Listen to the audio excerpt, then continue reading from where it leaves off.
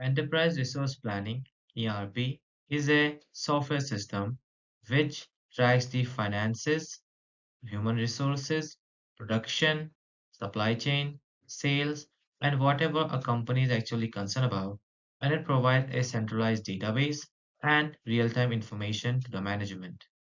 So once you know what ERP actually is, you have probably figured out about why your organization need an ERP, because ERP reduces the manual effort of your daily task, and analytics helps you in better decision making, and improvement in service quality results in improvement in ratings, and different departments are now combined in a single dashboard which management can easily use, and real-time and consistent data is now across all the departments because of centralized database, and yes, the compliances.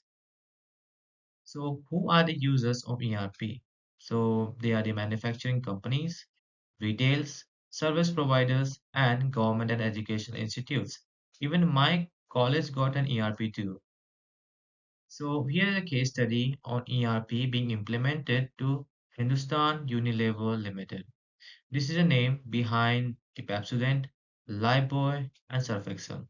So this big company got different departments like sales, HR, and supply chain, and the problem was data duplication, delays, and inconsistency in reporting.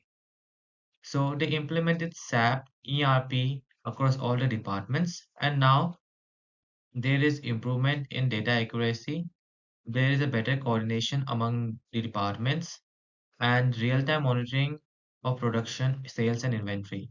And these all things actually resulted in increase in profitability and yes, the customer satisfaction.